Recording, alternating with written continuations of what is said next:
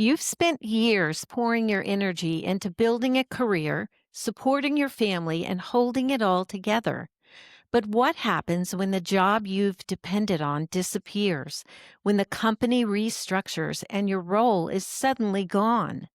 For many women in this stage of life, this scenario is more than just a career hiccup. It's a profound life transition that raises hard questions. Who am I now? What's next? Today, on the Ever Evolving podcast, we meet someone who's been there.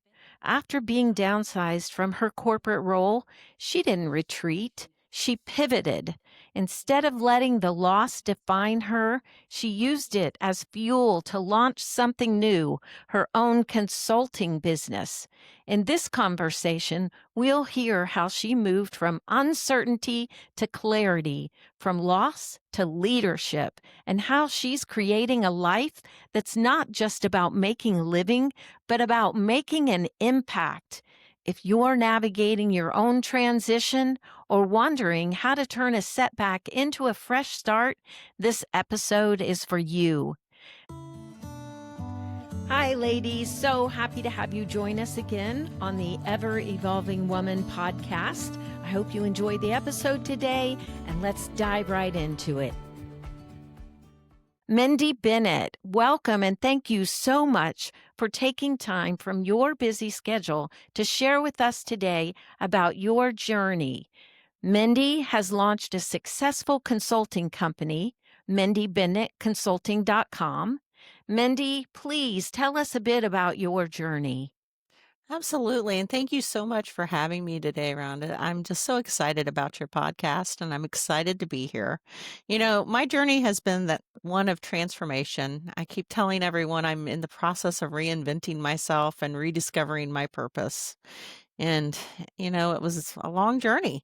For years, I worked at a local, state, and national level in childcare systems building. I've been helping leaders expand their impact, and I've been advocating for families to have access to high quality childcare. And, at that federal level, I truly believed that's where I would retire.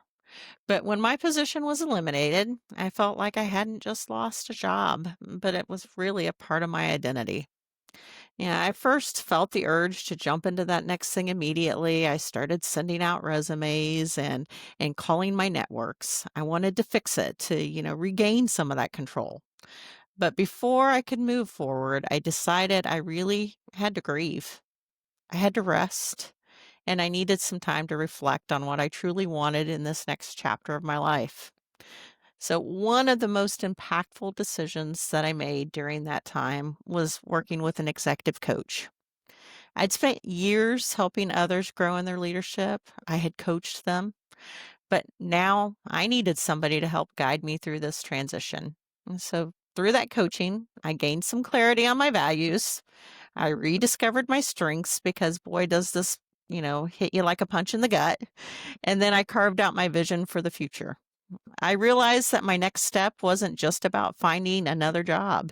It was about creating something meaningful that aligned with who I had become. As a part of that journey, I also sought out some advice from others who had built successful consulting businesses. I wanted to learn from them. I wanted to see what was their strengths, maybe what had knocked them down while they were starting, what worked, what didn't. And then I wanted to ensure that I was able to create that successful business plan. Those conversations gave me some really invaluable insight. It was encouraging and it gave me some practical strategies to move forward with. And I could move forward with confidence. So, thanks to all of that process, I decided that a critical decision was I needed to invest in myself. I sought out some new learning opportunities and I earned 3 additional credentials that expanded my expertise and was a part of this new world that I was creating for myself. And I was pretty intentional about it. I achieved the Associate in Project Management certification, and that was to enhance my abilities to manage large scale initiatives and partnerships. I've done that my entire career, but now I'm solo. So I really had to be on my A game. And then I took the Ramsey Solutions Master Financial Coaching certification. And this was really to be able to help leaders and families navigate their financial decision making. So, my coaching isn't only on a professional way, but it's also a personal way, and finances are right there at the core. And then I went on to the Maxwell Leadership Certified Team certification, and that was just life changing. It really expanded my skills in coaching and speaking and training, and it gave me a huge network and lots of tools to really grow my business. These weren't just done to add to my resume. I really didn't need to. I have a master's degree, I have two bachelor's degrees, but they gave me confidence and credibility. And most importantly, they renewed that sense of purpose.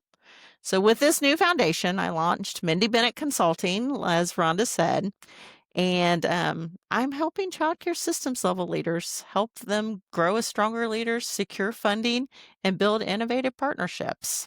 So, I'm very excited about stepping into something even bigger and more aligned with my passion. That's so exciting, Mindy, so exciting. Tell me, Mindy, what's one thing that you would tell a woman who feels like she's too old or it's just too late to start something new? You know, it's never too late to invest in yourself. When I lost that job, I had two choices. I could stay in the midst of loss, I could stay depressed, I could enjoy those naps that I finally decided I could take that hadn't taken in years, or I could use that opportunity to grow. So I chose growth. I sought out additional training and certifications as I shared. But that wasn't just because I had to. It was because I wanted to equip myself and to grow my skills, my confidence, and, seek out new opportunities. So, no matter your age or your stage in life, you're never too old to learn something new. Whether it's a certification, a course, or even just diving into a new area of interest, you've got to invest in your personal and professional growth so that it can open those doors that, you may have never even known existed. So don't stay where you are. You can evolve, expand, step into something even greater than you've had before.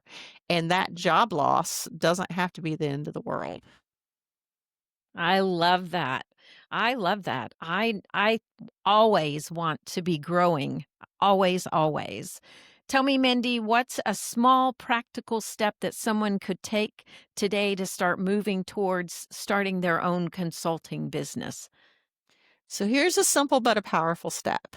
You can commit to learning something new, and you can tap into that existing knowledge base that you have and that network that you have while you do it. So many people hesitate to start a consulting business because they feel like they don't know enough. However, that truth is you probably already have a wealth of experience from your previous work that people would pay to learn from. Your past experiences are valuable assets. You can use them as that foundation to build your consulting business. And the great thing is it doesn't take a lot of money to start this type of business. So if you feel stuck or unsure of that next step, you just need to take actions. Take a few steps. Look for those certifications you may need. Take a course. Leverage that network. And I'll tell you what, that network is invaluable. And then talk to your previous colleagues. They might be your future clients. I love that. That is such great advice.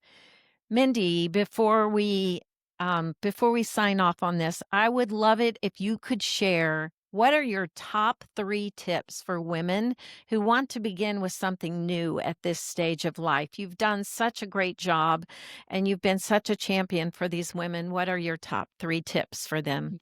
This is going to sound a little bit like what I just said, but it's true. You need to invest in yourself, whether those certifications, getting coaching, building on additional skills. You've got to continue learning and adapting. That adapting is so critical. You don't be afraid to invest in that growth. Don't be afraid to take that next step. Leverage your experience and networks. You've got those skills. You've got that knowledge base. You've years developing those relationships and your knowledge. Leverage it. It will help you identify ways to share your expertise, how you can package it. Your network can provide support, insights, and opportunities you aren't even aware of. And then, take those small but bold steps. During the Maxwell training, they told us learn a little, do a little, learn a little, do a little. So you don't have to have a perfect business plan to start. Start with one small action step, whether it's learning that new credential, having that conversation, sending that email out to your network, and just sharing your expertise online. Do you know it took me 6 months to decide I was going to create my website after I purchased my domain, and I created it in a weekend? So take those small steps, build that momentum, and it will get you closer to where you want to be. I love that. Thank you, Mindy, so much for sharing. I love the little learn a little, do a little, learn a little, do a little. That's how I've done with this podcast. Learn a little, do a little. Great advice. Thank you, Mindy, so much for joining us today. Again, you can find Mindy at mindybennettconsulting.com. I'll link her website in the show notes.